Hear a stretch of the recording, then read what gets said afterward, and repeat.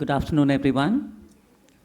Welcome to this power-packed session. It's a Power Capsule in learning corneal surgical basics. It's a BAST-based approach, so we have a long line of very distinguished speakers who are going to, in sort of 6-minute circles, tell you how best to go about the conditions which they are going to be briefing upon here. But before we start on that, we have with us one very distinguished clinician scientist, Professor Dr. Sandeep Jain from the University of Illinois, Chicago.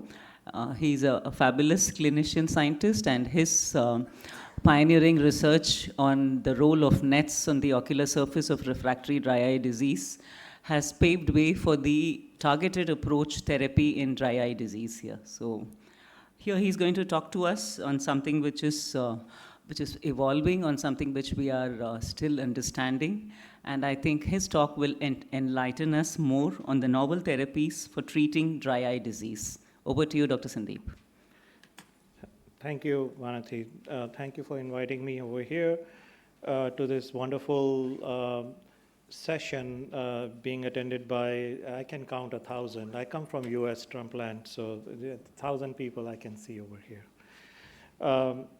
I'll be talking to you about work that we have done and that has led to us saying that the work that we're doing could be developed into therapies, and we developed a good amount of data supporting that position.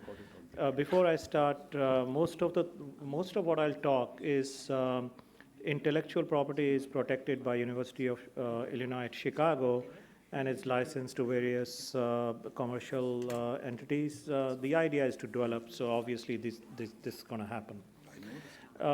But what I will talk to you is about the new thought process that we are having in treating some severe conditions, so I can put you all out of business, who put a patch graft or who do various surgeries that you're going to talk over here. If you can treat the cornea and these inflammations, ocular GVHD, Sjogren's syndrome, severe OCP, Stevens-Johnson's, with just eye drops and therapeutics, well, a lot of us would be unemployed pretty soon, won't we? But the idea is to help patients so that you can treat these really severe dry eye disease with new therapies and with new agents that can help the surface. I think this is a very important concept, and conceptually when we were making this diagram, it really clarified a lot of things for me. One thing that I realized over the years is that there is no single drug that can take care of these inflammatory ocular surface diseases, because there are multiple inflammatory pathways that are simultaneously active in dry eye disease.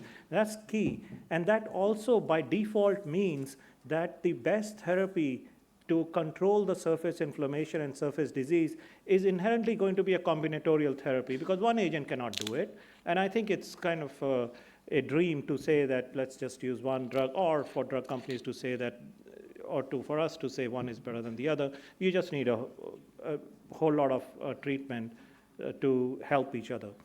But what are the pathways that are involved? I think that's key in appreciating what type of treatments one can use. The classic pathway of antigen-presenting cells going to local lymphoid tissues and then migrating back to the surface of the eye and causing Th1 and Th17 inflammation that is induced by interferon gamma and IL-17, that's the classic pathway. That's why you use cyclosporin to inhibit T-cell hyperplasia. It does nothing more than that. That's all it does. It doesn't kill T cells, doesn't stop its migration. So if you have systemic diseases where T cells are migrating to the surface of the eye, it won't work, and that's another problem, that there are autoreactive T and B cells in various diseases that are also present on the surface of the eye. Another thing that we discovered was that there are neutrophils on the surface of the eye which spread their DNA material onto the surface of the eye as a spider web, and which is called neutrophil extracellular trap. It is extracellular DNA web that is decorated with some very highly inflammatory molecules, and it's really one of the reasons I think which explains surface disease, especially in ocular GVHD and eyes that are really red hot. Then there are post-translational modifications that can happen once you have all this biological material on the surface, leading to autoantibody formation, complement activation, and various other things, dendritic cells producing cytokines and chemokines. I could spend a whole day on this slide, but I won't. I'll move on to show you what we feel very wrongly and mistakenly, that these are just mucus that sticks to the surface of the eye in these patients. It's not. It's not just mucin. It is an inflammatory mess of epithelial cells, neutrophils, nets, and various other inflammatory products. And we've shown that by doing immunolocalization and showing that these are nets. So these things that float around in the eye of these patients are not just mucus. You can't just irrigate it out. You have to treat that by various anti-inflammatory agents. So what can we do? Nets, their backbone is extracellular DNA, so we need to disintegrate that. We can use an enzyme-based approach with DNase eye drops, or a charge-based dismantling approach with heparin eye drops. And regarding heparin, using low-dose heparin from AIMS, Dr. Sharma Namrata Sharma just published an article in Ocular Surface, and I'm a collaborator on that paper, where we show that this works in Stevens-Johnson syndrome as an adjuvant drop. But DNase eye drop, and I'm not telling you anything that is hypothetical. In our pharmacy, compounding pharmacy, everything that I tell you is dispensed. So patients receive that today. It's not sometimes in future. And yes, there is development going on to bring it to the market, but we are using it. We did a clinical trial, showed that there is significant reduction in corneal signs and symptoms with DNase, a second clinical trial in ocular GVHD patients. And this drug is now in phase 2 clinical trials, would be in phase 2 clinical trials pretty soon. All the GLP talks and pre-IND expectations from FDA have been met, and the IND filing is expected soon. It's been licensed to a commercial entity, but we are on the way to getting it to the market. The second thing that I showed, so DNase is one, get rid of the nets. Second is, well, once you have all these proteins on the surface of the eye, a single amino acid change happens. It's just the way life works. Arginine is changed to citrulline, and that one amino acid change, the body thinks that this is a foreign protein and launches a whole immune response against it, producing autoantibodies, anti-citrulinated against those proteins that are exposed. Why the eye does that? The eye can produce a whole immune response, and the complete immune response by itself doesn't need the rest of the body, and that's why it is possible for the eye to produce these autoantibodies. And we showed that in many publications that immune globulins are there on the surface of the eye. They are present in great amounts, and to counteract that, we can use intravenous immune globulin eye drops, which has multiple actions against autoantibodies on the surface of the eye. We are using it right now in our clinics, and we have shown in clinical trials that it reduces signs and symptoms of these patients. This IND was filed just this last month in March, and phase 2 clinical trials, first in human, is going to start in July 2025. We are on our way on this one. Now, one thing that I'm going to also tell you about is autologous serum tears. We all use it in severe ocular surface disease, but there are issues with it, logistical issues. We all know that if there is severe rheumatoid arthritis, Sjogren's syndrome, PUK, it's a good idea. But what do you do if you look in the serum and find that a lot of inflammatory cytokines are high? Would you give this patient autologous serum tears? I won't. At least I'll be hesitant. Another patient with Sjogren's syndrome and rheumatoid arthritis, this cornea is very messed up. You want to give serum tears, but this patient doesn't have a peripheral venous access. What do you do? And there are many, and she had IL-6 and IL-8 also high in the serum, and there are many other patients with anemia, on chemotherapies, and so on. And you can't just give these patients autologous serum tear. And what we have come up with is that allogenic pooled human plasma tears are a good substitute. Octoplast is available commercially. We use that. Currently, it's not ideal. We are trying to make a more ideal formulation of pooled human plasma, which is in the works. And it's very good because they can get it from pharmacies, and the shelf life is going to be longer. The patient doesn't have to go get a blood draw and all the things that come with it, the logistical nightmares. And this formulation that I'm talking about is going to be made such that it is ideal for dry eye patients in terms of no inflammatory material and high levels of growth factors. And this is future.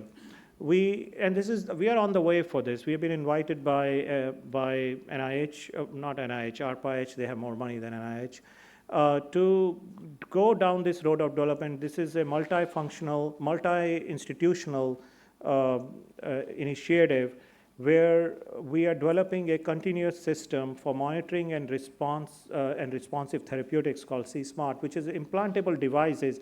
Basically, what they have is a sensor system and a biobank, a biological factory that you can fine-tune to produce anything, but there is a continuous sensing of biomarkers in the tears based on which there is a release of drug from these biofactories, and they come from the upper puncta. The lower puncta is the censoring mechanism connected with a Wi-Fi device to the AI system, which continuously monitors this. This is very futuristic and requires huge amount of miniaturization.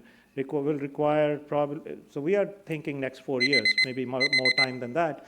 But this is the future of ophthalmology, that you are, and it's not hypothetical. This is happening, and this is happening now because all the people that are working on this project, leaders in their field, respective field of miniaturization, AI, continuous biosensing, and the biological factories that I'm talking about, they all exist. And it's just putting them together and making it happen. So what I've just told you are things that have come from our effort at UIC, the various drugs that I told you that are dispensed through our pharmacy, combinatorial therapies, the way that we are treating these patients using DNase, IVIG, autologous serum tears, sometimes potentiated with vitamin A. So we give them 10 tablets of vitamin A at 9 p.m. and then they draw the blood at 9 a.m. so that the vitamin A levels in the blood is higher. And it helps, especially in Stevens-Johnson's and keratinizing disorders. We've seen that to really help a lot. So hopefully we'll get some of these therapies in your hands in the near future.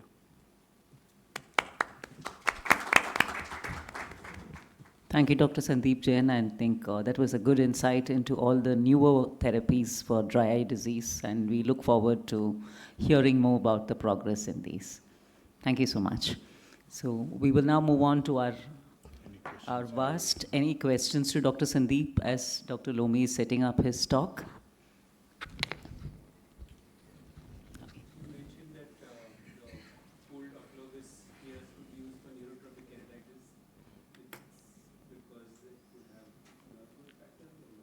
No, we looked at the levels of nerve growth factor. Nerve growth factor in autologous serum tears is not much. The growth factors that are of any significance are HGF and IGF. But you want to give 100% at that time then, because you don't want to dilute it. The problem is not in neurotrophic. The problem is in Sjogren's, or the problem is in Sjogren's typically, and the problem is in other patients who have systemic disease. Somebody is getting an antibody drug conjugate that is messing up the whole limbus and causing conjunctivalization, has the antibody drug conjugate for cancer treatment in their blood. You're not going to give autologous serum to them. So that's the problem, that these patients who have neurotrophic, if just that, that's okay. A lot of these factors can be taken care of when we're talking about... Mike, please come to the mic. Would you have any comments about use of PRGF instead of the autologous serum drops? So PRGF we use very frequently in our practice, and my experience with that is that Some patients love it, and I know theoretically they have growth factors and so on, but leave the theory aside. From a practical experience, it is that I find that for majority of the patients, I would say 80%, if maybe more, I cannot tell the difference between PRGF and 100% autologous serum or 50% autologous serum. I think they pretty much give me the same benefit. PRGF is more expensive and so on. But some people love it, and I don't know why. Some patients with corneal neuropathic pain love it. So they say, well, they become much better. They come with some theoretical risks of neovascularization that you could stimulate if you use PRGF just because of the growth factors and VEGF that might be there. So you have to factor that there in your autoserum tears as well, but yes, the concentration is far more in PRGF. It's far more in PRGF, exactly. So I think I would not use it as a first line. I would still use 100% autologous serum if I really have to blast them with something, even neurotrophic or any other indication for that matter. And if it doesn't work, then I think it's pretty reasonable to say, well, let's try PRGF before we do anything else. Thank you so much. Thank you. And in the interest of time, we will now move on. There's a slight change in the course of talks. We will have Dr. Lomi talking to us on principles of corneal tear repair. Over to you, Lomi. Thank you, Dr. Vanti, and thank you for this opportunity. So in this short 6 minutes, I will be speaking on the principles in corneal tear repair, which is another very important topics for not only the corneal surgeon, but also for as a general ophthalmologist. So general approach for managing a corneal tears, it depends upon the type of corneal tears. Whether it's a partial thickness wound, if it is non-displaced flap, then you need Blisiel or glue. Or with the displaced flap, you can consider for reposit the flap and suture it. For self-sling wound, if it's small enough, just topical antibiotics enough. If it's large, then you can use glue, Blisiel, or suture. And for full thickness wounds, you need a sutures. So the goal of the management is to ensure a watertight globe and maintain globe integrity and normal IOP. Reposit the viable tissue to restore the original anatomy. If this epithelialization is there, then you have to do abscission of these iris tissues. And also remove the contaminated and non-viable tissues. And if there's any foreign body, if present, they have to be removed. And also avoid iatrogenic damage and restore the visual function as much as possible. So this basic principle of the corneal tear repairs, we all use this 10-0 nylon spatulated microneedle sutures. The tip of the needle have to be perpendicular to the surface of the cornea, and that entry and the exit should be in the perpendicular directions. And this is the principle to avoid the overlap of the wound. So for here we have to make sure that the distance, there should be equidistance between the inner edge of the corneal tear. That's very important. In this last two rows, where there is difference in the inner edge, the equidistance, if it is difference there can be chances of overlapping of the anterior corneal edge. Next is the importance of zone of compression. So the length of the suture, that should be more than the distance between the two sutures, and there should be overlap in it. So that if there is differences there, then there will be a wound leak. Another is that when we have a stellate suture, stellate tears or a branch tears, you need a interrupted sutures, and also on the apex of the suture, apex of the tear, you need a purse string or a bandage suture is required. So that's bearing of the suture is also important. That it always hold it away from the knots, and suture knots to be buried superficially and also in the configuration of reverse, so that it can facilitate in suture removal in the future. And for a smaller suture bite is taken usually for the visual axis area, and preferably larger length in the periphery. So here's a video of a simple corneal tear where you have to remove the fibrin tissue, fibrin reaction, whatever is that, over which is incarcerated on the wound. and you have to remove it with a cannula. Here, it is bisected, the length is bisected, and make sure that you avoid touching the edge of the wound, in order to avoid more destruction of the tissues. And the knot have been tied in 1 and 1. Knot is trimmed in a fashion with, which can be buried toward away from the visual axis. And subsequently, you remove, usually preferable, we use a visco-cohesive, which can be easily removed, and the suture is completed with the buried of the knot. Next video, this is a complicated case, post-trauma after radial correctomy. This gentleman had an injury with a shuttlecock injury.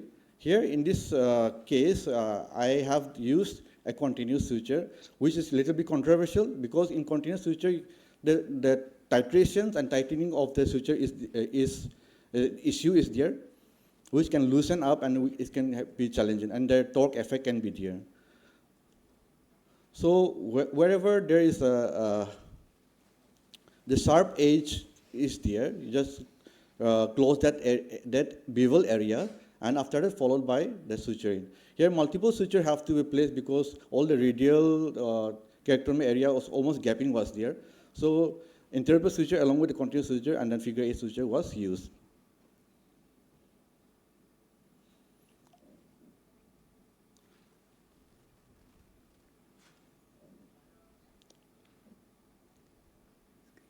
So after this, the BCL is placed, and in this patient, the lens has been prolapsed, auto prolapse was there, and after four months, the patient was considered for this optical PK again.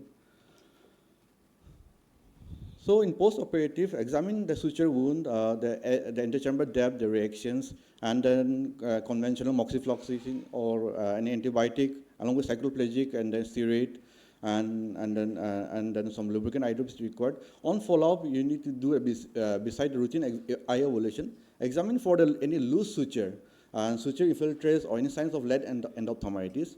And also, it's important to educate the patients of early signs of sympathetic ophthalmia, that is loss of near vision, any photophobia in the healthy eyes. So the take-home message is careful clinical history is very important, and we should not forget about the medical legal importance, all the trauma cases. And preferably GA is preferable anesthesia, and avoid minimal damage to the wound edge, watertight closure of the wound. Tear involving the visual axis is sutured with smaller suture bite, and finally avoid tissue overrides to prevent the leakage. Thank you all. Thank you, Dr. Lomi. I think we'll now shift gears to the refractive principles. We'll start with Rishi talking to us on principles of surface ablation, and will be followed by Dr. Fogler talking to us on more about refractive surgery.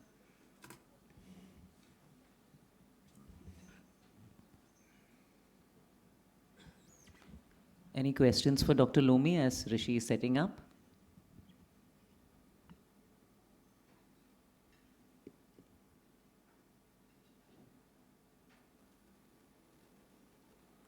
Yeah.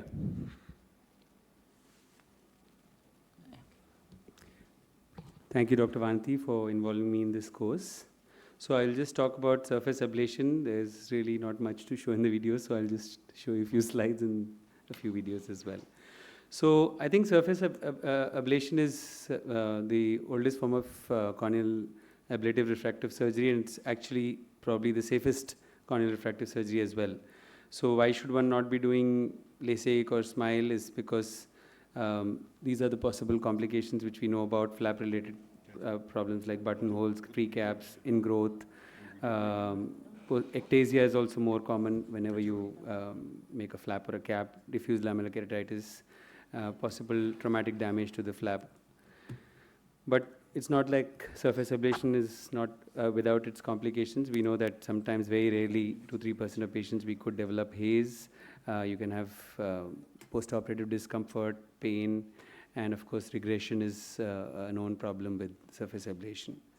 So traditionally, we've been performing surface ablation as a PRK, in which you either scrape off the epithelium using some sort of a blade or any other brush, or you could use alcohol to loosen the epithelium and remove it. If you make a flap of the epithelium and then just put it back, that is called LASIK, as we know. Earlier, we were using epikeratomes to perform epi-LASIK, but that's pretty much been given up now. So the main bugbear of surface ablation is postoperative pain, and some of the measures used to reduce the postoperative pain are, one is prepare the patient for the pain. So if you tell them that they'll have pain, they're often quite okay with it. If you don't tell them about it, then they'll make your life miserable. So you tell them more, then they'll be okay. I always tell my patients, you're going to remember me today, so we'll talk about it tomorrow. And usually they're okay with it. You just have to tell them. They know what they're going to deal with. And of course, if they're very fussy patients, I often give them the bottle of proparacaine to the relative, saying that if it goes out of control, you can use 1 or 2 drops and then return the bottle to me tomorrow. It's really on the first day that they need it. And of course, use topical oral NSAIDs liberally. We even use tramadol for severe pain.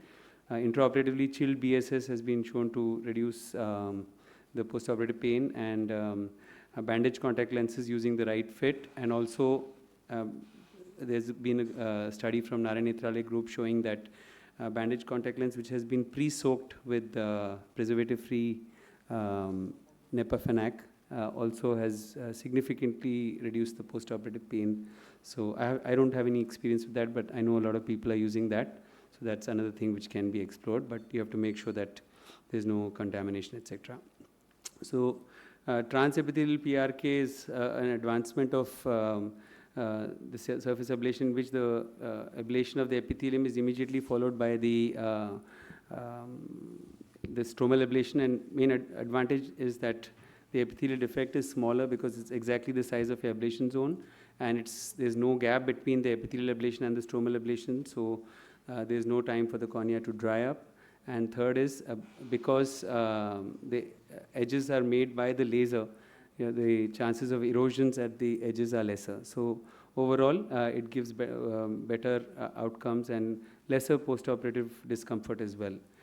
PRK haze is a phenomenon that occurs mostly in the setting of higher myopic ablations and may occur following any surface ablation.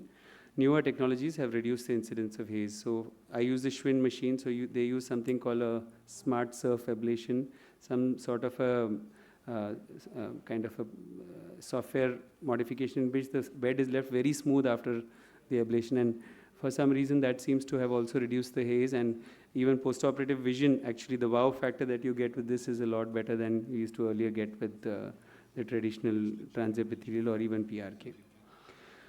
So that's what the haze looks like on the OCT, and typically the risk factors are exposure to UV ray light, higher ablation depth, and astigmatic ablations, or patients who've not been using their postoperative steroid drops properly. One thing which has really helped to reduce the amount of haze postoperatively is the use of mitomycin C, and I think there's no doubt that it really helps. I'll just skip these slides. So since this is a vast, I'll show you some videos. So it's really nothing. You scrape off the epithelium and then you ablate. So in traditional PRK, you would remove the epithelium manually and then ablate. So you can see you have to end up with a larger epithelial defect than your ablation zone. And the edges sometimes are not perfectly smooth, and you can have little epithelial tags, and sometimes you can get erosions in that place. Whereas in transepithelial PRK, you're essentially ablating exactly to the size of the ablation zone. When you're ablating the epithelium, the spots are bluish in color, and when you're ablating the stroma, they're reddish in color. So that's how you know when you've crossed over from epithelium to stroma. So this is the Schwinn platform has this smart surf, which gives a smoother bed and gives a quick visual improvement and a quicker epithelial healing and better postoperative comfort. So why should one be using transepithelial PRK? Basically, shorter procedure time, smaller epithelial defects, faster epithelial healing, and comparable results as traditional surface ablation. And epithelium is the best masking agent. So especially if you've got an irregular cornea, some sort of a scar or post-keratoplasty eyes, etc. I think those eyes, especially, it has a very important role to play. So I'll just, so this is just showing that the epithelium is bluish, followed by the stromal ablation, which shows reddish spots. And it's, when you're applying mitomycin, I think it's important to have the sponge just appropriately wet. If it's too dry, then it won't really have the desired effect. And especially if you've got a astigmatic cornea where the ablation is more in the peripheral part of the cornea, make sure that the area where you're ablated is covered by the mitomycin C. So specific indications where I think trans-PRK is useful is superficial scars, irregular corneas, post-graft, post-keratoplasty, and patients that have had prior refractive surgery, and of course in keratoconic eyes when you're combining with a cross-linking procedure. So just a few cases. This is patient post-LASIK, post-keratoplasty. You can see the change in topography, and again post-DALC, irregular astigmatism, topo-guided ablation. So many of these cases, irregular corneas, I think especially it has a good role to play. And in these cases, when you're using mitomycin C, you should use at least for a minute. I think I'll end here. And Yeah. Thank you. Thanks, Rishi. I think as Dr. Fogler is setting up, I'm going to have a couple of questions for you here. Something which everybody wants to know when you're doing PR case. What's your take on the time you would apply mitomycin C, when and how much? So I typically use 10 seconds per diopter, and Is it for lower corrections or corrections beyond 6? no, I use for it all for corrections? Yeah, for Even all corrections I whenever, use. okay. Yeah, even if I'm doing 1 or 2 diopters. So 10 seconds for yes. per dioptric correction is what you use. And for repeat ablations, minimum of Okay. 60 seconds. And do you really incorporate epithelial scanning maps in your PR Yes, case? I think all that's the a very time? important so that's point. something which So has you changed must look the at way your yes. epithelial thickness maps, and Yes. especially when you're doing, say, enhancement, surface enhancement for a post-LASIK eye, which has Yeah. been done long ago. You may Yes. have even 70 microns epithelium in the center. So you So have that's to not a norm you would apply for a routine, for a primary one, but if you're doing it for all these more than routine scenarios, you would Yes. probably look at the mapping. Yes, you have to then adjust the Yes. epithelial ablation accordingly, Yes. And then, and then okay. do it. Yeah. Yes. And one last is, what do you think would be the role of losartan in post-ablation hazes? I think it's very interesting, but we Yeah. don't have access to it. So We're probably looking Yeah. for more results in... the question is the number needed to treat. You'll have to think about giving it to every case then if you want to use it prophylactically, or you use it when you get a haze only then. Yeah. Probably our understanding is evolving, and we'll Yeah. get to know more in future. Thanks so much, Thank Rishi. Yeah. Just one point, Rishi, in the Yeah. sense that you have to understand that when we do laser ablation for PRK or any refractive surgery, we make the cornea flatter. And if you go with your conventional contact lenses, for that cornea, that contact lens becomes a tight fit. So Yes. use a bandage contact lens with a slightly flatter curvature. Otherwise, Yes. you post PRK and then you realize that on the 3rd or 4th day when you're removing the lens has a very stuck-on tight appearance, and that's what makes the patient uncomfortable. And when you remove it also, sometimes you'll have some epithelium come off with it. So think ideally, that's you a should great have a point. lens that Yeah. moves. Yeah. So quick comment on losartan, because you mentioned it. Yes. Mic, please. Can we have the mic? I think the Yeah. session is being recorded. Yeah. Yeah, there's the mics there. Ma'am? Yeah. Ma'am? Dr. Radhika. Turn on now? Yeah. So a quick comment on losartan because it brought up, and especially in PRK. And we all know that the structural basis of haze in PRK Mic. is myofibroblasts and also the extracellular matrix that's deranged. I don't think there is, and that's a terminally differentiated cell, a myofibroblast. So I have no idea how the mechanism, based on what I know about losartan, how it can de-differentiate myofibroblast to a transparent cell, which would be fibroblast or keratocyte. So I don't know whether, I don't know, mechanistically it doesn't make too much sense. But as you said, it's evolved. There's a lot of talk going on about it. I believe it causes apoptosis of the myofibroblast. Mitomycin does. Okay. Yeah. So when you have it works, you know mitomycin. Yes. That's classic Yes, for yes, apoptosis. yes. Okay. Thank you, Dr. Sandeep and Rishi. Over to you, Dr. Fogler. Yeah, great. Leaving from where Rishi has left off, I'll try to just quickly give a brief overview on the practice pulse in laser refractive surgery and intracorneal ring segments. I'm supposed to cover this in 6 minutes. So the current options for laser refractive surgery in clinical practice are basically PRK, flap-based procedure like LASIK, and the KLEX or the lenticular extraction. And you have different machines where the procedures are called a SMILE, Clear, Silk, or the Smart Sight. And each procedure has unique advantages and patient-specific indications. Now, in the pre-op investigations, I think getting an accurate refraction is critical because you need to either use the fogging technique to get the right measurement or do cycloplegic refraction and then estimate what correction you need to do. You need to get your astigmatism right. So just not a topography wouldn't be sufficient. Do a tomography as well. And if possible, do aberrometry if you're going to use any ray tracing techniques to further customize your treatment. And we look at all the four axial map, the anterior and posterior elevation, and the regional pachymetry. In borderline cases, you can take assistance from the Corvis or the ocular response analyzer to try and analyze the presence of any abnormal corneal biomechanics. Epithelial mapping using either high-frequency ultrasound or the high-resolution anterior segment OCT is also quite useful because it helps identify any masking of the surface irregularity that occurs by the epithelium. And majority of these three procedures, the outcomes, almost 99% achieve 20/40 or better, and 94% achieve 20/20 in FDA studies. If you look at the LASIK, the limits are basically myopia up to 12 diopters, hyperopia up to 6, and the astigmatism up to 6.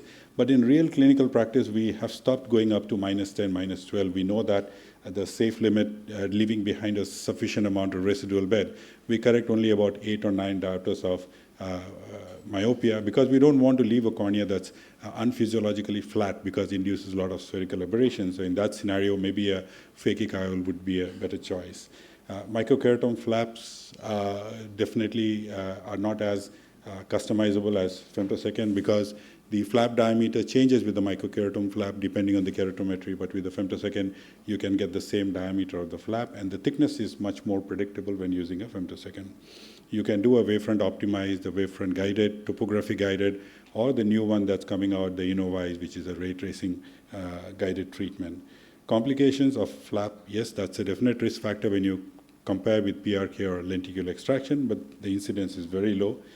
Like I mentioned, the visual outcomes are pretty good, and a 10-year study shows that the need for enhancement with the modern laser system are much less. Remember, the excimer laser has evolved from a broad beam to scanning slit, variable spot, and currently most laser systems have what is called as a flying spot. And because the spots never fall on the same spot repeatedly, they are more gentle on the cornea, just like what you mentioned, smart surf. In Wavelight, you have the perfect pulse. So the technology is the same, they give a different name to it. The lenticular extraction, the limits are about myopia for -10, astigmatism up to -3, but hyperopia is still under investigation. Because it's flapless, the flap-related complications of LASIK are not there, possibly gives better biomechanical stability. And studies have shown that the incidence of post-refractive surgery dry eye is definitely lower with lenticular extraction, possibly because in the anterior cap, the corneal nerves are preserved. The disadvantages are lack of customized treatment, and if you do need to do an enhancement, you need to either fall back on doing either make a flap and do a enhancement or do a surface ablation. And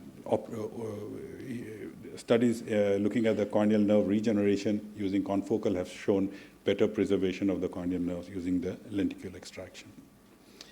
The contraindications when not to do a laser refractive surgery, definitely unstable refraction, any abnormality of the cornea in terms of thickness, the presence of guttae or neurotrophy, or if there are any lens changes, or if the patient has glaucoma or uveitis, any underlying autoimmune disease, if the patient has anxiety, depression on antipsychotic medications or unrealistic expectations, these are again, some of them are relative and some of them are definite contraindication.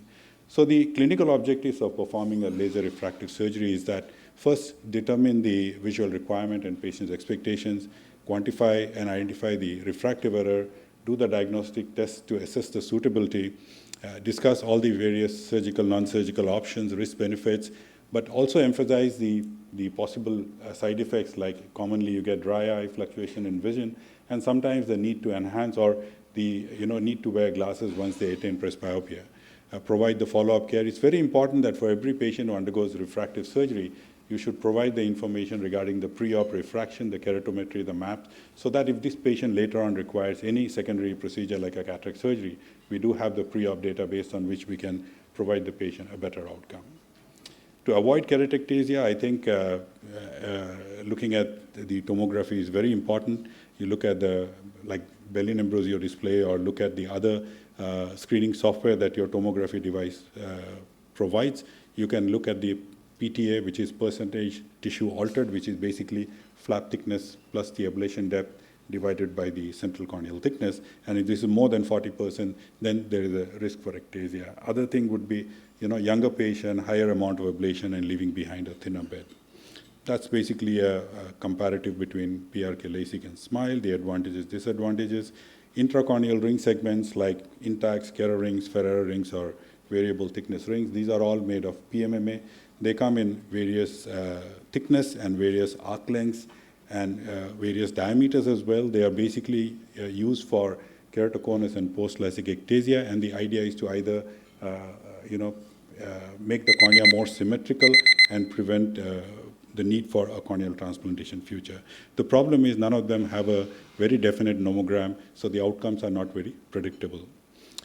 In terms of doing the case, its implantation, the site of implantation, the thickness should be at least 400 microns or more. The cornea should not be steeper than 58 diopters, and there should not be any other corneal scarring, or the patient's expectations of the procedure should not be unrealistic. You can put either a single or a paired segment depending on the morphology of the ectasia. So in this case of an inferior cone, a single segment placement can result in the cornea becoming more symmetrical, especially reduces the coma and results in a better, best corrected visual acuity.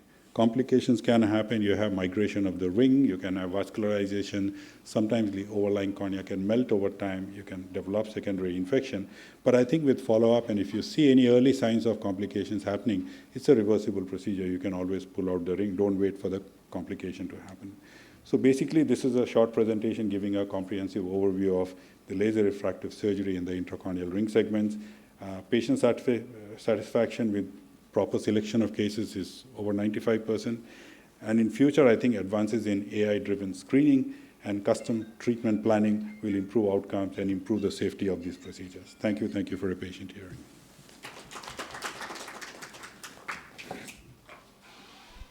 Yeah. Thank you, Dr. Fogla. I think that's a lot to cover in just 6 minutes. You still did a good job. And as Sunita is setting up, Dr. Sandeep, yes. Yeah. So in my clinic, because it's a referral clinic, I see a lot of patients with a neuropathic ocular pain after LASIK, and FDA also came up with a guidance recently alerting to this problem. Just want your opinion about how much do you see it and how do you deal with it, and can you predict it? I think, yes, this is something like what you call as pain without stain. That means you look at the surface looks nice, but the patient has, I think it's in some patients, confocal have shown due to abnormal nerve regeneration. So the nerves that regenerate, at the end they form like a neuroma or something, and that results in the patient feeling pain. It becomes a hyperesthetic cornea, even normal. So we kind of talk to the patient and tell them about the post-operative need for lubricants. Sometimes I ask them even to wear plain glasses if they are doing prolonged screen time to avoid the breeze or anything from touching the cornea. But it's not very common, not that in every patient, but yes, you occasionally do get a rare patient who has this problem. Then we resort to using long-term use of cyclosporine, and we find that keeping them on low-dose topical steroids for a prolonged period of time may have a alleviating effect. The role of oral vitamin D is also being considered. People give supplement with oral vitamin C as well. But the exact cause, because it's not very frequent, you don't come across very frequently, so we don't have an exact answer. Whether there is something that we can look at preoperatively to identify which patient is likely to develop that again we need to, because confocal is not present in every clinic and we don't screen every patient with a confocal to look at the nerve morphology. So if we can figure out some way of identifying which are the patients that may be at risk, we may be able to avoid this problem. One more to you, Dr. Fogla. With CARES coming in and with a lot of talk on CTAC. I was just having discussion with Yeah. somebody else performing these procedures, and they said that, well, we need to give them real-world outcomes. So it works. To me, I've evaluated both. I've done rings for a much longer duration of time and the stromal segments for the past 2 years. Both of them work the same way. So you can use the rings nomogram to do CARES.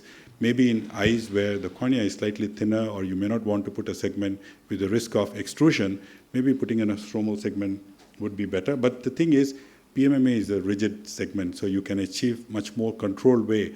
Whereas when you put a corneal tissue, because it's softer, the results, at least in moderate to advanced keratoconus, are very unpredictable. It works in early keratoconus pretty much like a ring does. But like I said, that till we can get much more, we collect data and we can come out with real-world results, it still would be an occasional showing off, like, I did this and it works very well.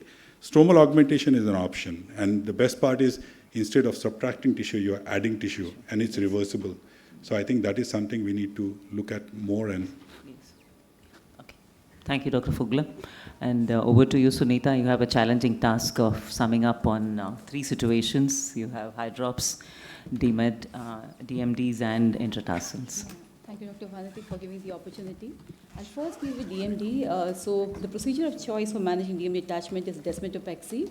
And we mainly use 3 gases for tamponading. One is air, which is 100% taken through the microfilter, C3F8 gas, and SF6. So the key point to achieving it's a simple process, but to achieve a best success in any procedure, it is important in desmetopexy to identify the correct plane and the configuration of the DM, and towards the end of the surgery, achieve a good air pressure tamper. These 2 things, if we are able to achieve, we will get best outcomes in desmetopexy. So ensuring that the cannula or the needle should be beneath the plane of the DM, this is important because cornea will be hazy. And one important key point is to understand which is the relative area of corneal transparency, which is much better than the rest, because this is the point which determines where we are going to enter and inject the air, and we are going to be below the plane of the Descemet's membrane. So summarizing the salient steps of the surgery, we need to identify the location of the side port entry for air injection. Peripheral side chosen is where the DM is attached, or at least its closest proximity to the stroma. Some bit of aqueous release can be done to accommodate a tight airfill, because we need to create some space if there's already some air bubble already from a failed previous desmetopexy.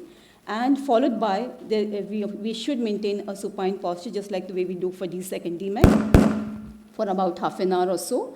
Thereafter, if there's a complete airfill, we can do a guarded air release later on sit lamp. So this is a very simple procedure, but these 2 caveats are important to achieve the maximum outcomes. The surgical technique can also vary by, instead of making a side port, we can also do it with a 26 or 29 gauge needle. Again, achieving a complete anterior chamber airfill and for at least 30 to 45 minutes, followed by supine positioning. This is almost absolutely important for all the cases, and thereafter doing a controlled air release as planned. So with this technique, this is consistently the technique which is followed, and this is one case showing a complete resolution on the same day after desmetopexy, and this is a case where there was near total descemet membrane detachment, and following desmetopexy, we have a good outcome on the same day of the surgery. Now, there can be situations where DMD has occurred after phacoemulsification or any surgery, and there is a time lag between the time when you see this. This is a case of failed prior desmetopexy at 1 week, and then we saw the patient at 6 weeks with a taut DM. Now, routine procedure of air desmetopexy will not work because DM is taut over here, so there's something more to be done here. Such kind of situations will require a relaxing incision in the Descemet's membrane to handle the taut DM. So we achieve a tight airfill in the anterior chamber and then make relaxing cut through the DM through the anterior corneal surface. Something like with the venting incision, what we do for DSEC we used to do in the past, something like that has to be done. So we remove the epithelium on the top because we don't want epithelial ingrowth into the interface, and we inject tight airfill, and thereafter we ensure that most of the epithelium is clear, and then followed by a venting incision which is oblique, which will be placed obliquely towards the pupillary center, and thereafter followed by a little bit of air release, and ensure again that we have a tight airfill at the conclusion of the surgery. In between the place where we made the venting incision, we should ensure we can use a Sinski to remove the traces of interface fluid which might be there. So we have created a nick, we have created a kind of a relaxing incision on the Descemet's membrane through the anterior surface. And since we want a complete airfill at the conclusion of the surgery, in this case, we have taken a suture to maintain a tight tampon. This is the image on the day 1 and day 3 with the settled Descemet's membrane in the taut DM and patient vision recovered to 20/30. So there could be another way of managing such cases would be by using C3F8 because you need a longer tamponade. So something similar for taut DM, another option instead of the previous method which was demonstrated. This is again something which works for taut DM, and this is again a case of taut DM desmetopexy, and we have a good outcome with C3F8 also in these cases. Acute hydrops is managed in a similar way, but I'll show two techniques in different scenarios. This is a case of keratoconus. Now, there are several ways of managing keratoconus, but the technique which I favor is by using compression sutures. This is only for grade 2 and grade 3 hydrops where it is more than 5 millimeters. For any cases which are grade 1, it doesn't require. So we place sutures, partial thickness. These are not full thickness passing through the Descemet's membrane. These are partial thickness within the stroma to achieve a compression effect. In the center part of the cornea, we take an infinity suture so that it is like an overlay and not passing through the stroma to avoid scarring. And subsequently, towards the end of the surgery, we can see the result intraoperatively itself and place a bandaged contact lens. The same technique is also used for hydrops in pellucid. In pellucid, because the tear is in the concentric region, we have to apply the sutures radial to the site of the tear. And this is the way it is done, and we see a very good outcome even on the day 1. And this, in pellucid, it is sort of a refractive procedure because it helps in, you need not remove the sutures and you get a good outcome after the surgery in the post-op. And even with sutures, you can continue to place them and achieve a good refractive outcome as well. Supratarsal injection generally is reserved for cases of shield ulcer, not for routine grade 1, grade 2, they may just do away well with scraping along with the BCL application, but for something which has got a tense plaque might require. And this is one case where supratarsal steroid injection was used for managing a shield ulcer. So evert the eyelid and with a 26 or a 29 gauge needle, either triamcinolone or dexamethasone, or some people have also tried hydrocortisone, can be given in the supratarsal space to deal with recalcitrant or grade 3 shield ulcers. Not a practice which I prefer, but I know of people who would like to give it for recalcitrant cases, is given in the same way. You can give other injections also which are required as a depot, essentially by the same technique, by everting the eyelid and giving with a 26 or a 29 gauge needle. Thank you for your patient listening. If there are any questions, I can handle that now. Thank you, Sunita. And as Dr. Radhika is setting up for her talk, any questions from the floor for Dr. Sunita?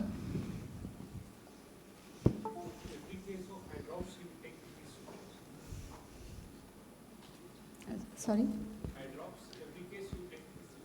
No. Only for the grade 3 large hydrops. For routine, which are like grade 1, they resolve very well, beautifully with they're self-limiting. So they don't require. Only for the grade 2 and grade 3 is something which will require sutures for a quick resolution.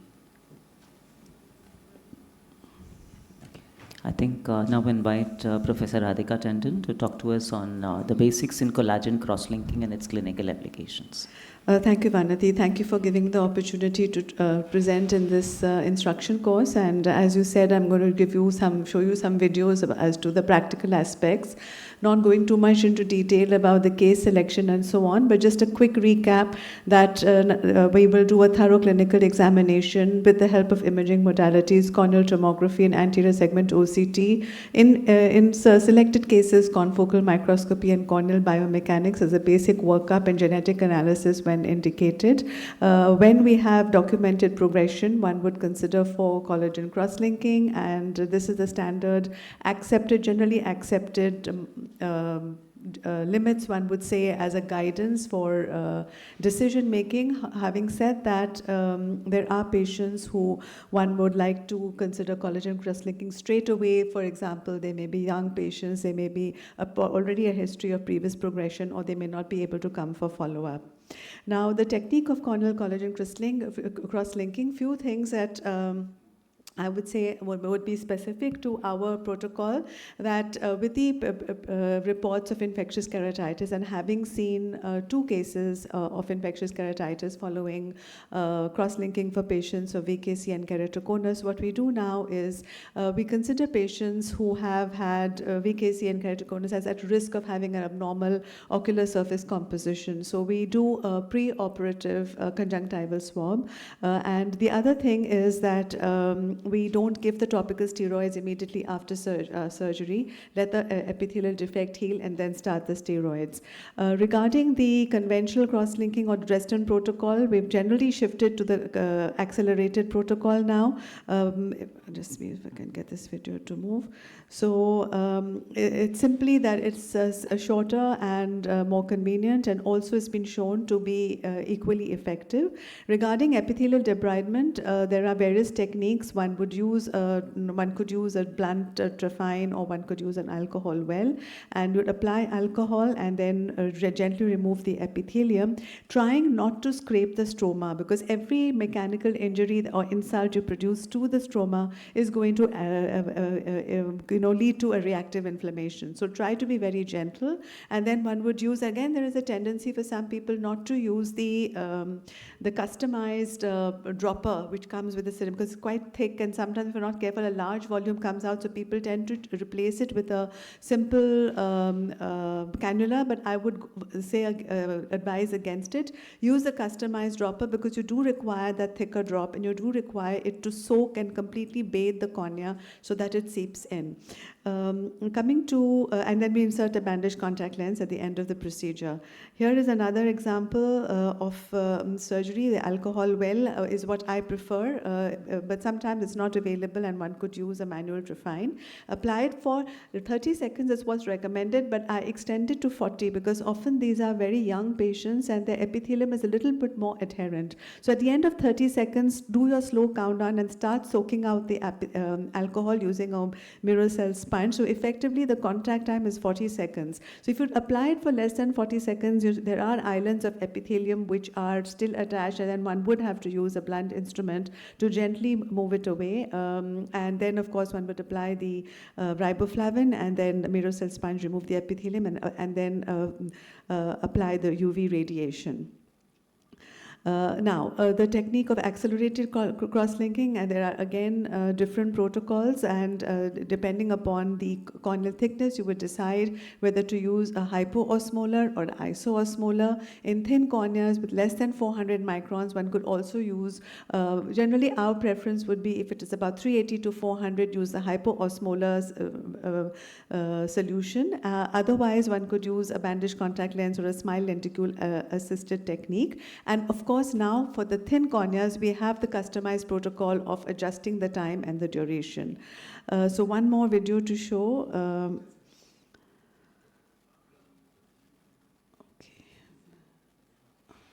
Okay, this one's not playing. 1 second. Just see if you can play the video.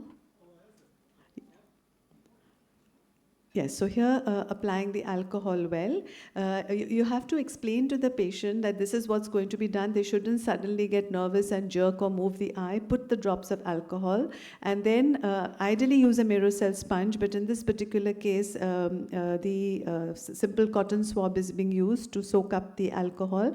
Do it little gently, the little layer of alcohol which is allowed to stay for that extra few seconds. I can see in here, it is coming out a little bit more easily compared to the previous case. So that is the tip that will come from me, that keep it for about just under 40 seconds, remove the epithelium, again taking care to manipulate the epithelial side and not scrape the stroma vigorously. And then the riboflavin is applied, and then the application of the UV light. So there are certain indications, borderline corneas, where one is going to go for cross-linking, one is going for a refractive surgical procedure, and one would top it up with cross-linking, what we call LASIK extra. This is an example of a 27-year-old patient who was a student by occupation, and he wanted to go for he wanted refractive surgery because it was required for him to clear the exam and the medical exam for his job, which happens in many cadres of professions in India. He had no other problem, no known eye allergies, etc., no history of contact lens wear. So these were his refractive findings. You can see it's little higher refractive error, but his maps and topography were fine, so he was cleared for treatment. And the Corvis biomechanics also showed that his parameters were all within the stable zone. He was having, with the calculation of a residual bed thickness of 310 microns, the PPT was also within the range. The ablation was going to be 105 microns, and the expected post. So all the parameters were stable and safe, but we decided to do a 90 microns flap because other procedures such as ICL were not accepted for that particular job, but LASIK was an accepted technique, refractive corrective technique.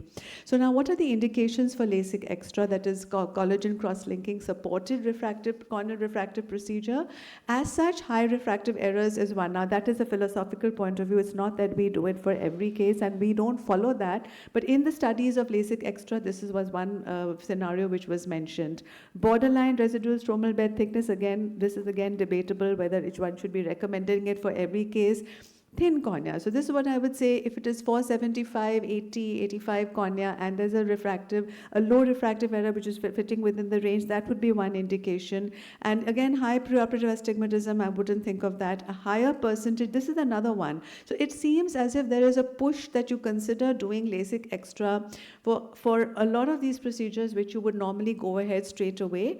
Our indication basically is that when it's really going across your safe limit, in this particular case, and in fact age below 30 years is a risk factor for post-LASIK ectasia.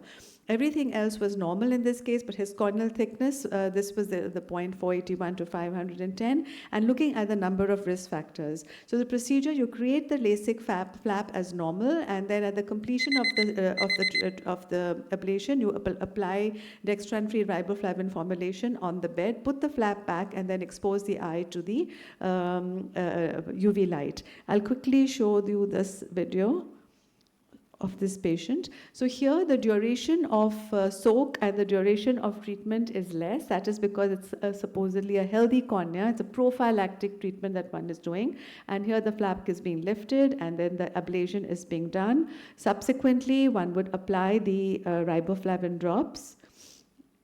Here I did not use that thick dispenser because I wanted to control where the drop was falling, didn't want it to flood the flap also.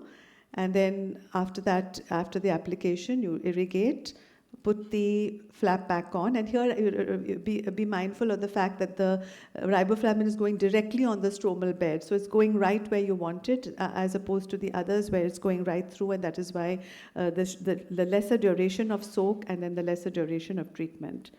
And then we have now acquired this machine for the LASIK suite exclusively so that we don't disturb the normal operating time. And then the UV radiation is applied and then a bandage contact lens put. So this is the parameters. Just a quick word that, what is recommended with this particular Peshke machine is a particular type of riboflavin as is reported. Now that is not available. So we had to use the riboflavin from another company. It's all right because basically follow the same principles, but this is something more that one needs to be aware of. You see something which is reported, something which has been published with a particular scenario, and then you have to modify to another depending upon what's available. So one has to always consider this when one is doing any procedure, that you may not be able to exactly match what has been reported in the published study. So this is again what I'm illustrating, that it will depending upon which kind of machine you're using, which drops you're using, what is the patient. So it's not something to be taken extremely lightly. Just one more video I have of cross-linking for infectious keratitis. Topical anesthesia, central cornea 7 to 8 millimeter zone is very gently debrided. Then the riboflavin solution is applied and then irradiated. This is Preoperative picture here again, we have the riboflavin solution, and then we have the Peschke machine, and then the eye is radiated, and there are variable results. One could not say that it is a universally acceptable procedure. So with that, I'll stop here. I invite you all to participate in the Comprehensive Cataract Conference that we're hosting later this year, 7th to 9th November in Delhi. Thank you very much. Yep.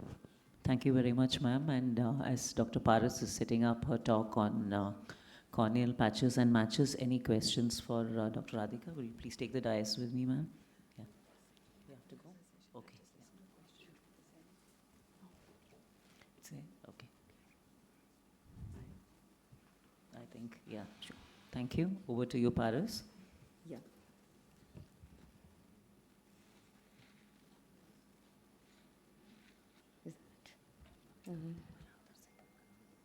Good afternoon, everyone. Thank you, Dr. Vanati. It's like talking on corneal matches and patches in 6 minutes is a little difficult, but I've tried to bring in clinical cases more here. I've nil financial disclosures. We all know that the surgical management of corneal thinning or melting disorders is required when all else has failed, and either there is a corneal melt or an impending perforation. The principle of surgical management would be halting the disease process medically or systemically by treating inflammatory or infectious causes and surgically restoring the corneal integrity and anatomy by tectonic reconstruction of the cornea. Other adjunctive procedures can be added to that, like using tissue adhesives, amniotic membrane, or conjunctival resection, etc., etc. This just explains, like, if we are dealing with smaller peripheral melt or a perforation, probably a tissue adhesive bandage contact lens or a Tenon's patch graft or a lamellar graft can be used for those. If it is a little larger than that, with an iris prolapse, probably sometimes you can use lamellar graft, or at times, depending on how much involvement is there, a Tenon's patch graft or a full thickness patch graft.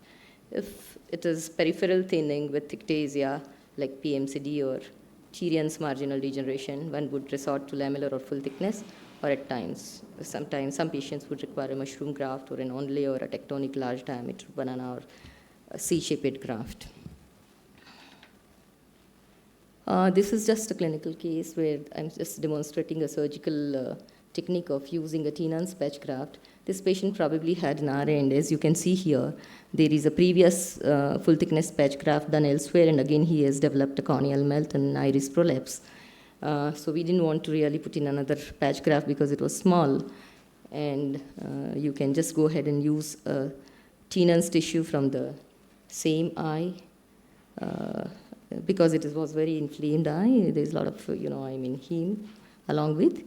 After stuffing the Tenon's tissue into the perforation, like after repositing the iris, you can take an infinity sutures with 10 nylon to make sure that the Tenon's tissue is well secured into the wound, as you can see here. And the chamber was filled with bubble.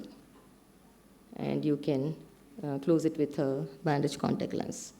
So these are the post-operative picture of the same patient. And this patient, if the perforation is larger than 2 to 3 millimeter, can be used for the Tenon's graft can be used for up to 3 to 6 millimeter size of perforations. Because this is an autologous tissue, there are no risk of any immune reactions. It is available in abundance, and there is no dependency on donor tissue availability. This is almost doable by any clinician into the clinic. This was another case where there was a known case of rheumatoid arthritis diagnosed almost 1.5 years back, had undergone tissue adhesive and bandage contact lens procedure elsewhere a few times for maybe possibly a peripheral ulcerative keratitis, was initiated on DMARDs, disease-modifying anti-rheumatoid drugs. After systemic workup, on next follow-up, she presented like this because she was earlier non-compliant and she had discontinued the management. So because there was underlying tissue thinning, we ended up doing reposition of the iris, and a lamellar patch corneal graft with peritomy was performed to cover the peripheral corneal thinning and restore the tectonicity of the globe as the perforation was smaller. However, the underlying cornea was very thin. So these are the patients who would require systemic management along with ocular management, and that is the key. So a co-management with an immunologist is very crucial for such cases. Only ocular management may not really do well for such cases. This is another example of a similar thing. This patient presented with sudden onset of watering pain and redness and photophobia, a known case of a patient with KCS and rheumatoid arthritis on systemic management, but was lost for follow-up sometime, and presented like this because there was the bed was very unhealthy. Probably we decided to do a patch corneal graft rather than a Tenon's patch graft here, and about a small 5.5 millimeter full thickness patch graft was performed to salvage the eye. These are the post-op pictures of the same patient. This is another example of post-pterygium surgery melt who presented like this.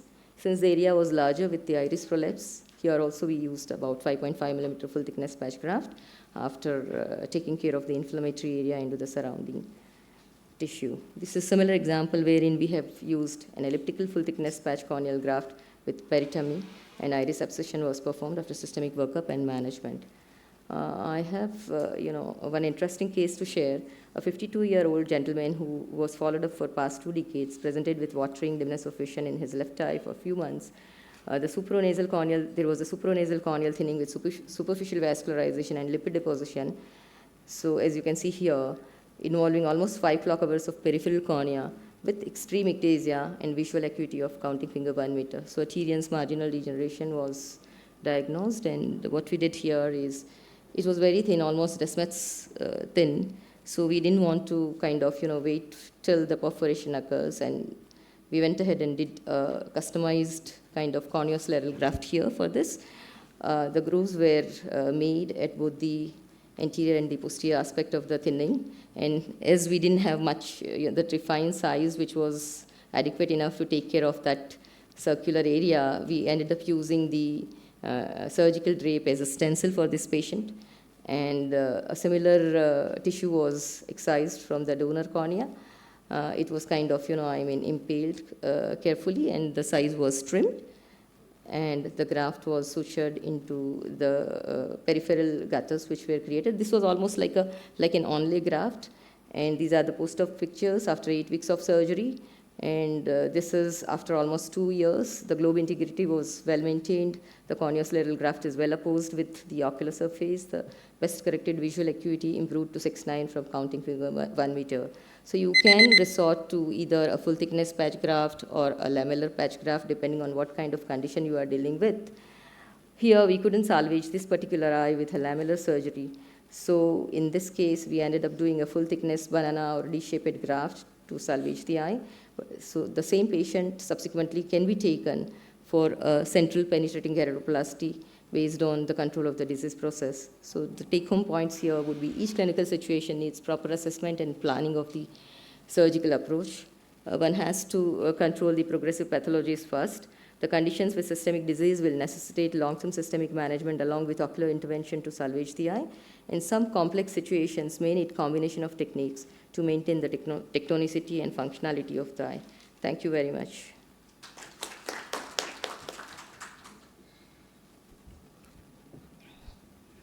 Thank you, Dr. Paris, and we'll now invite our next speaker, Dr. Uma Sridhar, to talk to us on her topics. Amniotic membrane grafting here. Any questions for Dr. Paris? Yes. Ma'am, I want to like to know that what is an average time of Tenon's patch graft to well take up? Like when can we remove the suture and expect the perforation to be completely healed?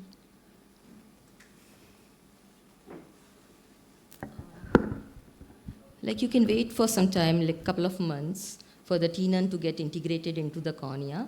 And people have done even a post-Tenon's graft, a phacoemulsification also. So it integrates well to the cornea. But it does require a little longer time. Like sutures, maybe, when you see that the sutures have gone looser, you can remove that. But it takes a little longer time for tenons to get integrated into the cornea, couple of weeks to months. One comment, and when I see these eyes with severe systemic diseases, rheumatoid arthritis and all, and especially if there is PUK and they're nearing perforation is imminent or has occurred, these eyes are very highly inflamed. You can't wait for rheumatologists to start anything. And we just go start systemic steroids by ourselves, 60 milligrams or so, while waiting for rheumatologists to intervene. what I'm trying to say is that this is really a hot eye, and it needs to be taken care of with anti-inflammatory agents. Yeah, most of the cases we didn't wait for total systemic workup, but like they were put on IV methylprednisolone. Probably systemic oral steroids may not work instantly for these cases. So they have to be pulsed first after ruling out the other systemic condition, physical examination, and then they were taken for a surgical intervention, and later on they were initiated on to systemic management. And I think the PUKs are the ones which are, especially the elderly PUKs, they do have compounding morbidities on poor ocular surfaces here. So even when you give them acute immunosuppression with pulse steroids, they do tend to be quiescent for a period of say 3 to 6 months, and you will invariably see them come back with a melt starting on here. So these are pretty much difficult scenarios. Some of these surfaces are very, very difficult to manage here. Yeah. Over to you. Thank you, Vanati. I have no financial interest. We will not go into the details of what an amniotic membrane is and why we'll only see why we use it and where we use it. So I have used it for persistent epithelial defect, neurotrophic keratitis, post-OSSN excision, after pterygium excision, after debriding a shield ulcer, after anterior stromal puncture, after chemical injury in the acute phase, also chronic phases, amniotic membrane graft with slit, after superficial keratectomy and combined with EDTA chelation. You can use it as an inlay inside or onlay, multi-layered, or as a bandage. So when I finished my fellowship in the year 2001, amniotic membrane was not widely available. So we have tried freeze-dried membrane with gamma radiation, very much like a tissue paper, and difficult to suture, but better than nothing, and you get large quantities. We have also used non-preserved amniotic membrane. That was the first thesis I had given my resident in persistent epithelial defect. Worked pretty well, but then the caveat that you have to wait for 6 months to see that the mother who had given the placenta does not have any immunological problems like HIV and other stuff. So, well, you can use it, but a little bit of, you have to be careful here. Otherwise, now AMG is abundantly available in Dalbecko's modified Eagles medium. And here we see a case of SJS. One on this side, this patient still follows up with me. He had a perforation, and we had done an amniotic membrane graft. One should understand, doesn't have much of a tensile strength. Here was another patient. At that time, I think Shweta and Geeta had not come up with AIOS0225-IC286-Power. So we had just done an amniotic membrane graft at that time, and that was what was advocated in our fellowship. And the patient did pretty okay. In acute SJS, of course, the many papers by Darren, Gregory, and others have said that amniotic membrane in acute SJS, there's a very small window period that you have. And if you are there in a multi-specialty hospital, or you can go to the ICU and do the amniotic membrane graft, and the long-term follow-up of these patients who have had AMG in acute phases of SJS have done far better than those who did not have. So here's one such paper by Darren Gregory, which showed the amniotic membrane graft, which is just melting here, but the long-term follow-up was pretty good. And we have also done that, and some of our colleagues in the plastic department have gone into ICUs of the multi-specialty hospitals. The key is also to cover not only the bulbar, but also the tarsal conch. Here's a case of OSSN, which we had done long back. And after removing the OSSN tissue and doing inverse freeze-thaw cryo, can apply the amniotic membrane to the surface. That is one indication. The other indication, as we said, in a shield ulcer, this was a young chap, long back, this was about 7-8 years ago, and we had debrided quite a bit, so we put a multi-layered amniotic membrane here. He did fairly well, only for the shield ulcer to recur again. Right. Along with that, like Dr. Sunita showed, you can give a supratarsal injection at that point in time. In a pterygium surgery, where there is you can use an amniotic membrane graft, but the recurrence rates are pretty much higher there. Or in a recurrent pterygium, if you're not sure that the conj is there, or in a patient who has got a filtering bleb, you might take it from the inferior conj, or if it is a double pterygium, you can use the autograft, divide it into 2, or use amniotic membrane on one side. So another resident got a thesis here. So the recurrence rate was pretty much similar with glue. This is quite high. That was about 20 years ago. And this is another patient where we did an anterior. There was no visual prognosis, and she had a lot of pain and watering. So we did an anterior stromal puncture along with an amniotic membrane graft. You can just do an AMG with just a bandage contact lens. You can also peel the epithelium, put the AMG underneath it, put the epithelium back there like an inlay procedure. And a lot of our patients are very comfortable after this procedure, after the AMG and ASP. Is it going? Yeah. And long back, another resident had a thesis with superficial keratectomy and AMG. At that time, we did not have the excimer laser. So we were doing, and neither do we have an intra-op OCT to see how deep we are going. But we have a lot of patients with climatic droplet keratopathy who are miserable with all those globules there in the anterior part. And here's another patient with a nevus who had an excision with an amniotic membrane graft. You can primarily close the conj also on top of it, but the graft probably, and you can see that in some cases we have used the fibrin glue with just one needle. That was when we were using the Diplojet syringe. Then we realized we could use more of the glue like this in the lower part, which separate the fibrin part and the thrombin part. The fibrinogen and the thrombin we are using separately. So this we had published in AMG before Dr. Vanati had become the editor. And this is another nice video from ocular surface workshop which I had attended, and asked Dr. Shayan for his permission to show this because he has done an excellent excision, done a limbal biopsy, and used that on top of the amniotic membrane graft by using small pieces of the limbal biopsy. There are many techniques of doing this. People have done it as a mini slit in pterygium. And what we know is we have to put it in paracentral area, not in the center, because it can cause a little bit of central opacities there. The amniotic membrane is applied after doing a pannus excision. We have seen in some patients when we had done this pannus excision and put the amniotic membrane graft, in the second sitting, suppose the pannus recurs, it's such a beautiful plane that you get that you can actually get a shining surface underneath it. So you can put the slit buttons. You can do, if it's bilateral, you can do an AIOS also without doing immunosuppression after that. And a lot of people now recently, they have put the slit buttons or the AIOS directly on the corneal surface, or they have used a sandwich technique, that is put one layer of amniotic membrane, put the slit buttons, put another layer of amniotic membrane. Makes for good publications when you do different types of procedures. But ultimate result apparently is the same. The amniotic membrane is just a basement membrane on which, so this is it's just a basement membrane, no epithelial cells. You put the epithelial surface up, the stromal surface down, which is sticky. It can also be a carrier for limbal, cultivated limbal cells. Here you see a case of thermal burns where the amniotic membrane graft worked pretty well. In our hospital, we have used amniotic membrane in several conditions, and thank you for your kind attention. Thank you, Uma. And as Dr. Shweta is setting up for her talk on mucous membrane grafts and lead margin keratinization, any questions for Dr. Uma? Okay. Yes, Shweta. Thank you so much, Dr. Vanti. And I think it's been a great session with so many videos from the most elite cornea specialists. Let me take you through indications and technique of mucous membrane graft in lead margin keratinization. I'm Shweta from Shankar Netralaya, Chennai.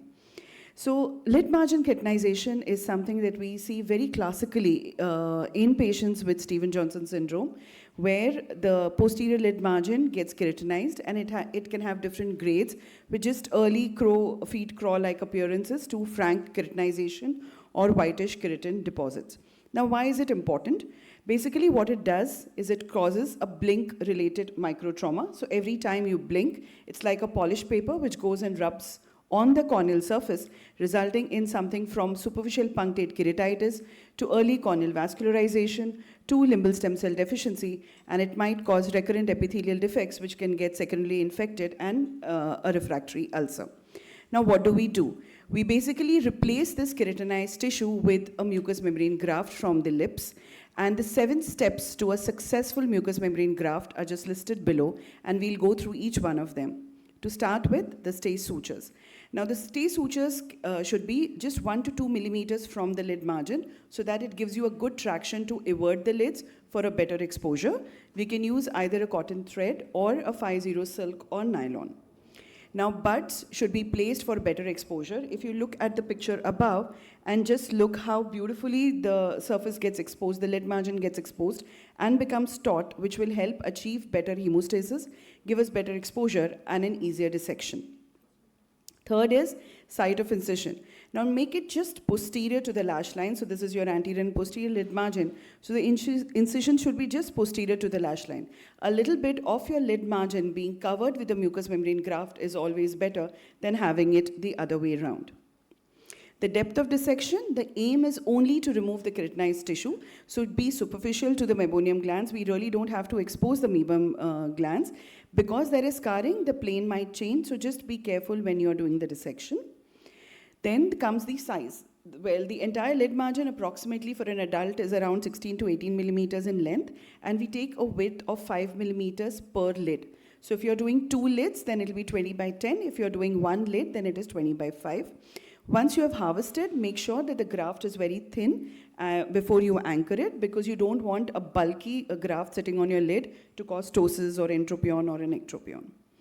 Mucosal suturing, we basically use a 7-0 or an 8-0 vicryl. It is a continuous interlocking suture, making sure that the sutures are all rotated outside on the posterior lid margin so that they don't go and rub against the corneal surface.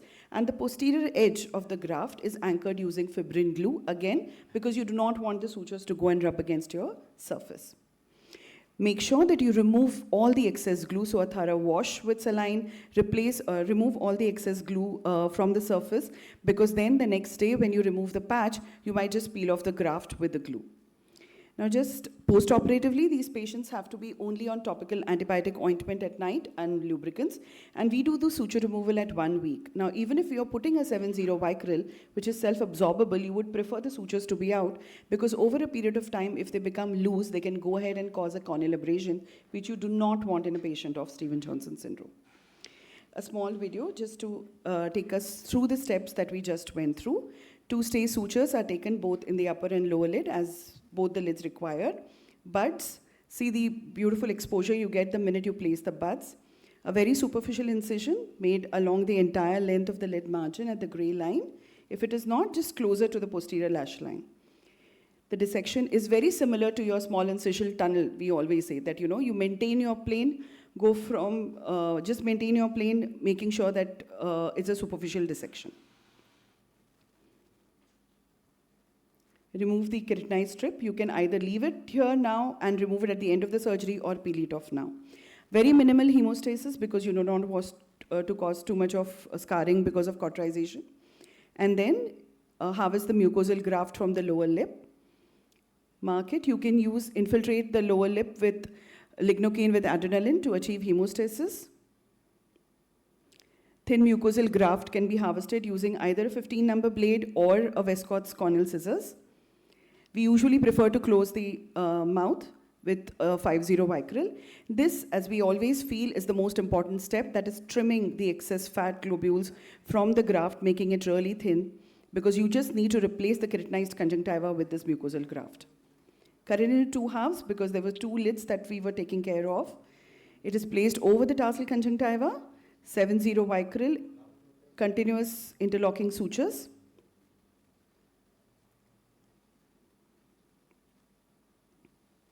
Keep this graft moist. Stretch it every time you suture so that there is no infolding of the graft.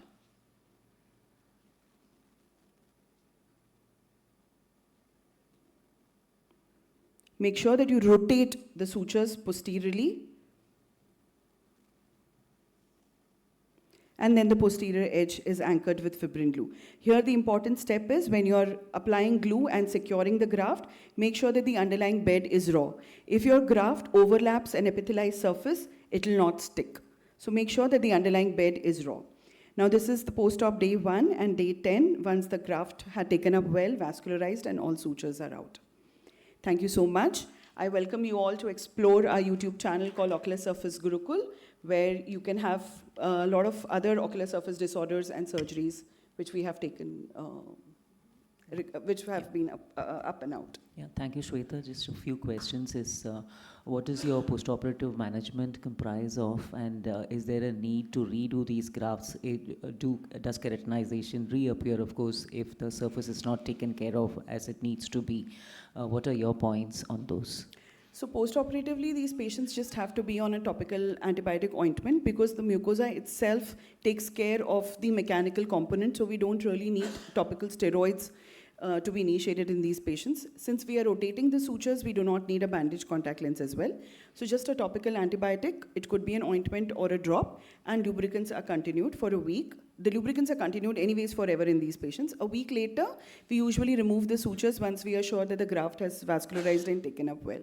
Now, as far as the recurrence of keratinization is concerned, yes, it is a problem. It can occur. It primarily occurs if there has been a retraction of the graft in the immediate postoperative period. So the reason we take the sutures is to keep it pulled to the posterior lid margin because it's there from where the keratinization is going to creep in again. So if you have taken good retraction sutures, otherwise we could have sutured the posterior edge as well. But the only reason we take those sutures is so that we keep it retracted to the posterior lid margin to prevent a recurrence of keratinization. But despite that, it can occur, and we have reported, and in cases where you see a recurrence of SPKs or a corneal vascularization again in that area, then you have to redo the mucous membrane graft.